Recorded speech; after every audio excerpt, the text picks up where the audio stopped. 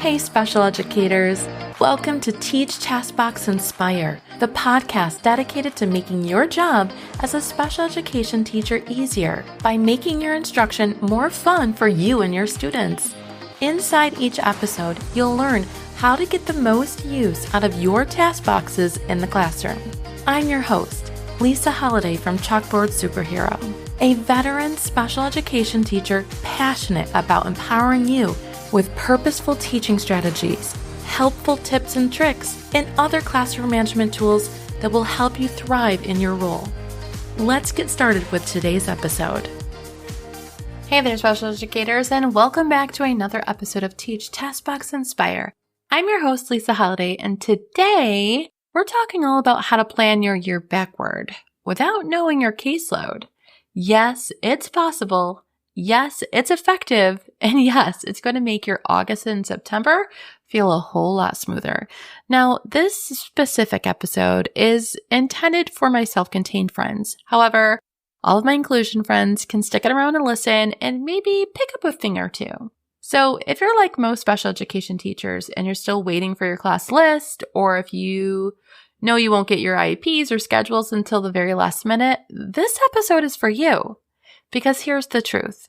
You don't need to know your students' names to start prepping your classroom for success. Now, I know we want it. I know we want to know what our caseload is, but it's going to be a big mindset shift. So you don't have to plan for students first. You plan for your systems. That means routines, structures, materials, and visuals that any student can just plug into.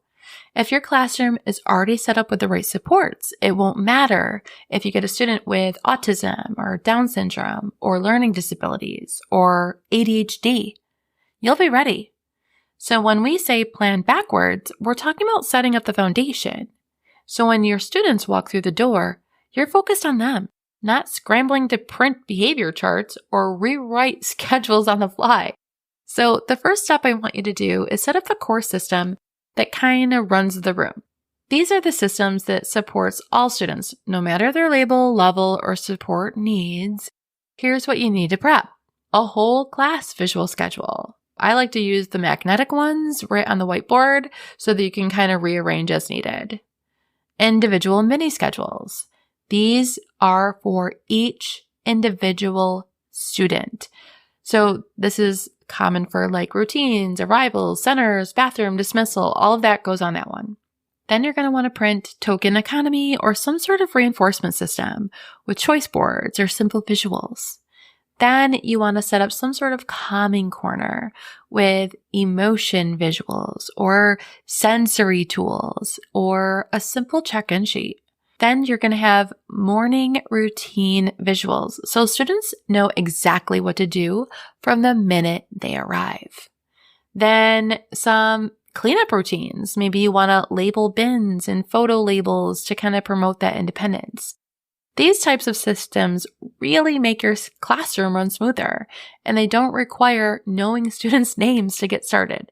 And I know that we want to make our classroom cute, and I know we want to like label all the things, but sometimes it's just not in the cards. All right, step 2, prep behavior supports in advance. So I want you to try this summer to build a behavior toolbox, something that you can just pull from. Blank token boards. And I have a bunch of token boards you can choose from clip art versions to real photos to just smiley faces, whatever it is, you can have these prepped and ready to go. Then you might have some visual for common expectations, like keep your hands to yourself or ask for a break, or even just first, then charts. Those are super easy to prep in advance. You might even want a few printed behavior contracts or like point sheets or daily check-in sheets. If you have editable versions of this, that's perfect.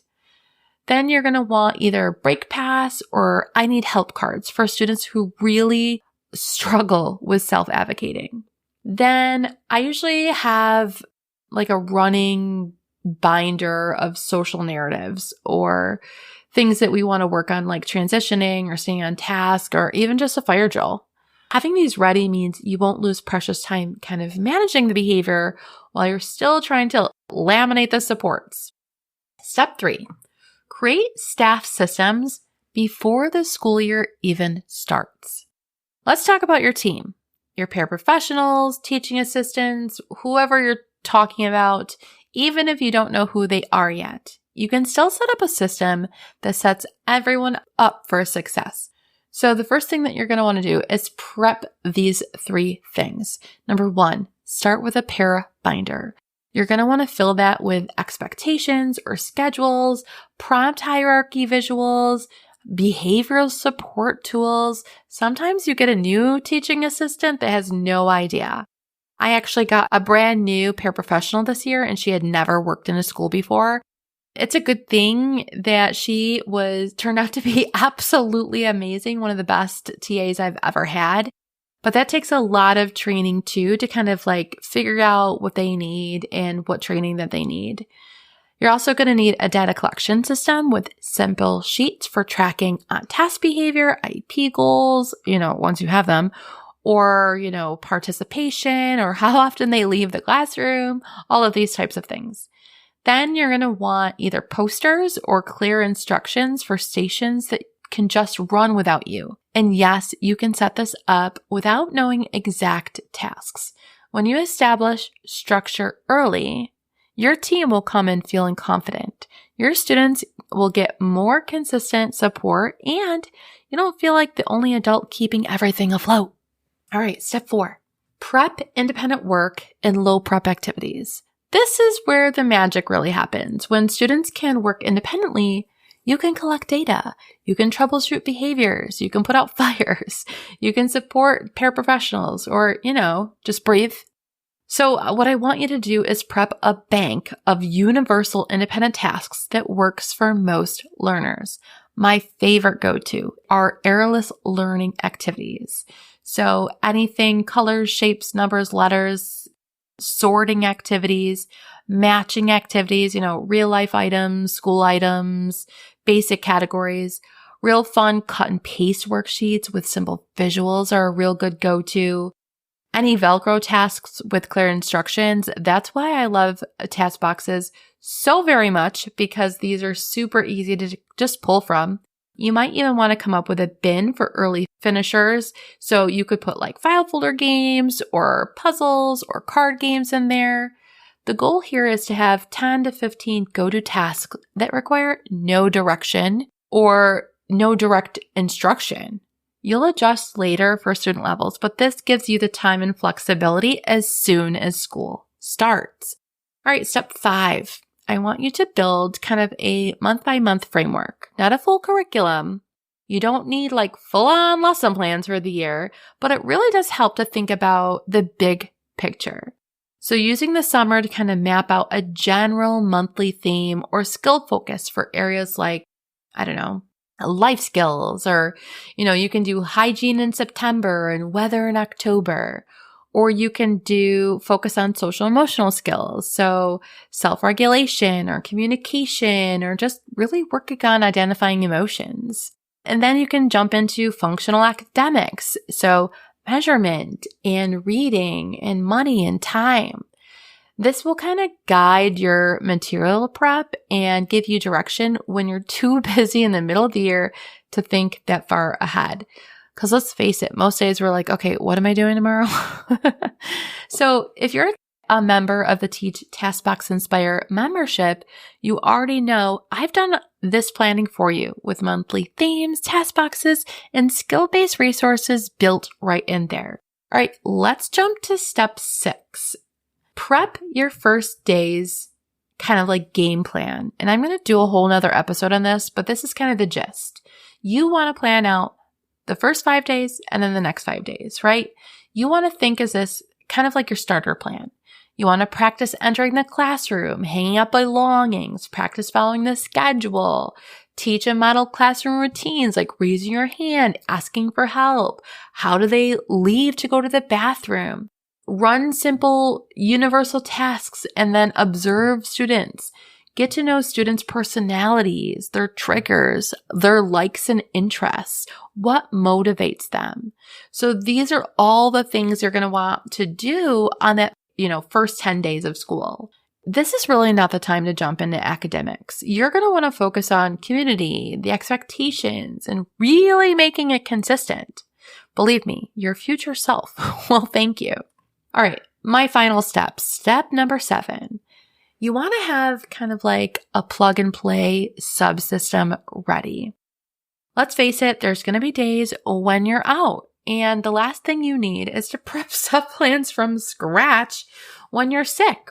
So use this summer to kind of create either a sub binder, a sub bin that kind of includes like the sample day schedule or what the staff roles look like, any emergency activities.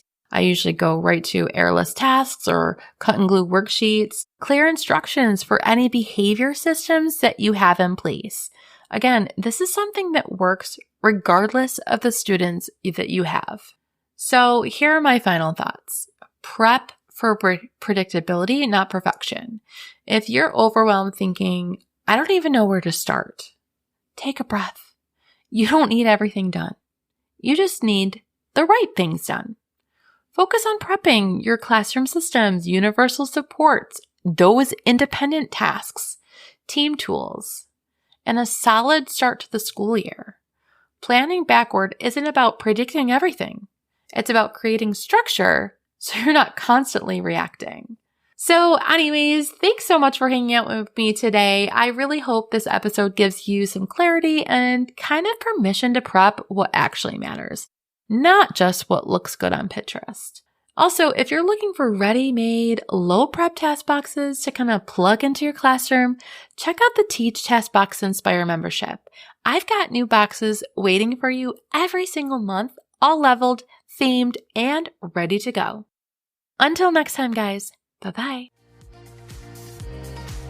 Thanks for tuning in to this episode of Teach Task Box Inspire. I hope you've gained some tips and motivation to fuel your week ahead.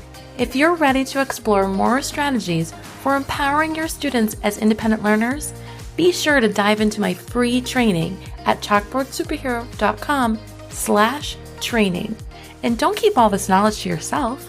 Share this episode with your special education teacher friends who could use some motivation and inspiration. One more thing before you go. If you're finding this podcast helpful and want to show support, head to Apple Podcasts and leave your rating and review. Until next time, keep teaching, task boxing, and inspiring.